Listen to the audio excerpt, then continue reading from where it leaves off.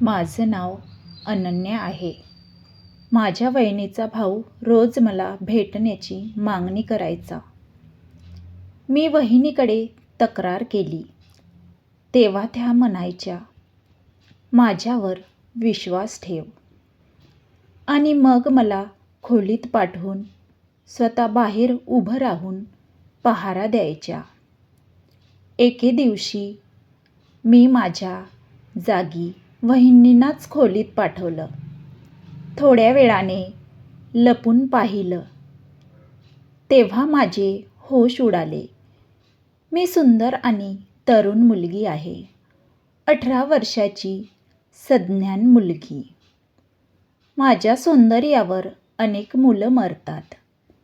पण माझ्या वहिनीचा भाऊ काही जास्तच माझा वेडा झाला होता. काही दिवसांपासून तो आमच्या घरी राहायला आला होता. नोकरी शोधत होता. पण मला पाहिल्यानंतर तो दुसरीच तलाश करू लागला. घरात सगळ्यांसाठी स्वयंपाक मीच करायचे. वहिनींचा भाऊ 3ऱ्या मजल्यावर राहायचा. माझ्या भावानेच त्याला तिथे ठेवले होते. अनन्या, जाऊन रोहनला जेवण देऊन ये. तो उपाशी असेन. वहिनींनी माझ्या हातात चहाचा कप देत म्हटलं. हो वहिनी, असं म्हणत मी वर गेले.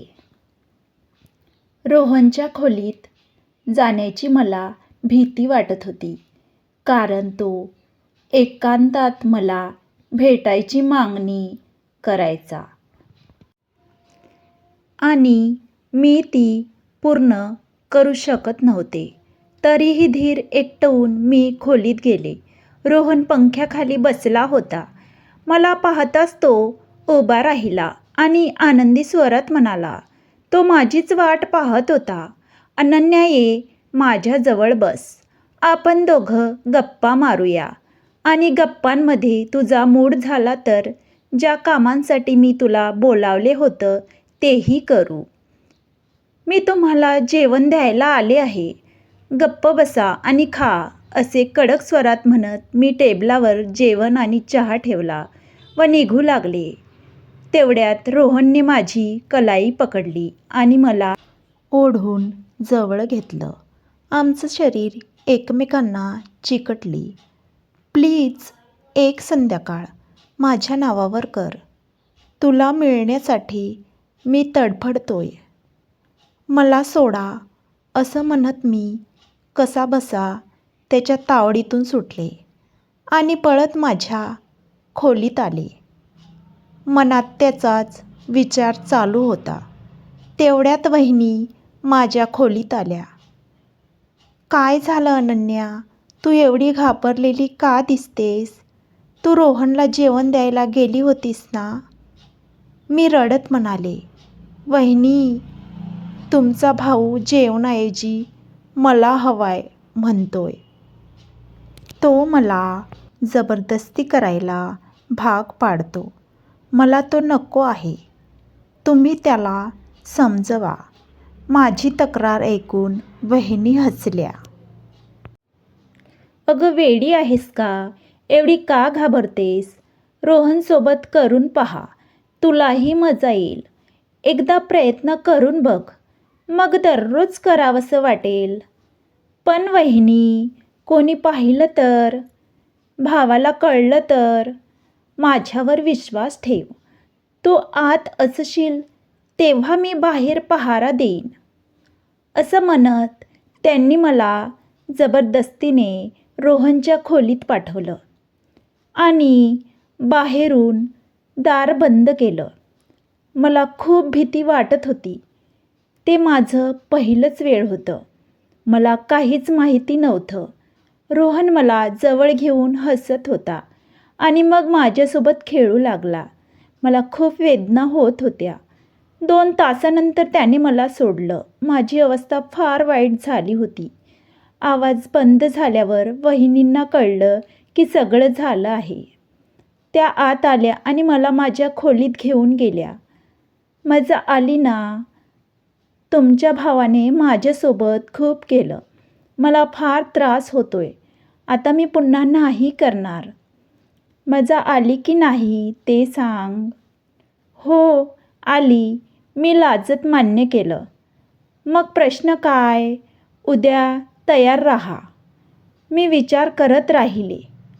वहिनी असं का करत आहेत? त्यांचा काही स्वार्थ असणारच. थकून मी झोपले. रात्री पाणी प्यायला उठले तेव्हा रोहनचा व्हिडिओ मोबाईलवर आला. ते पाहून माझं मन पुन्हा अस्वस्थ झालं आणि मी त्याच्या खोलीत गेले. रात्री 2 वाजता मी वहिनींना चोरांसारखं रोहनच्या खोलीतून बाहेर येताना पाहिलं. मला संशय झाला. सकाळी मी त्यांना विचारलं, पण त्यांनी नकार दिला. मला खात्री झाली की दोघांमध्ये काहीतरी आहे. पुढे पुन्हा दिवस रात्र यावर चर्चा झाली. शेवटी त्या म्हणाल्या, आज तुझ्या खोलीत करेल. रोहन आला. पुन्हा सगळं घडू लागलं. त्याने काही वेगळंच करण्याची हट्ट धरली. मी नकार दिला, पण त्याने ऐकलं नाही. मी वहिनींना हाक मारली, पण त्यांनी काहीच केलं नाही. 4 तासांनी तो गेला. माझी अवस्था फारच खराब झाली. नंतर वहिनी आल्या. बोलता बोलता माझ्या मनात संशय पक्का झाला. पुढच्या वेळी मी ठरवलं, आता सगळं उघडं करायचं. मी रोहनच्या खोलीत कॅमेरा लावला आणि लपून ऐकलं दोघा भावंडाचं बोलणं. ऐकून माझ्या डोळ्यात पाणी आलं. मला कळून चुकलं की मला वापरलं जात होतं. मी रेकॉर्डिंग त्यांना ऐकवलं. वहिनी माझ्या पायावर पडल्या. भीतीपोटी त्यांनी माझं लग्न रोहनशी लावून दिलं. आज मी रोहनची बायको आहे आणि त्याला त्याच्याच कर्माची शिक्षा देत आहे. कथा कशी वाटली कमेंटमध्ये नक्की सांगा. अशाच कथा पाहण्यासाठी आमचा चॅनल सबस्क्राईब करा.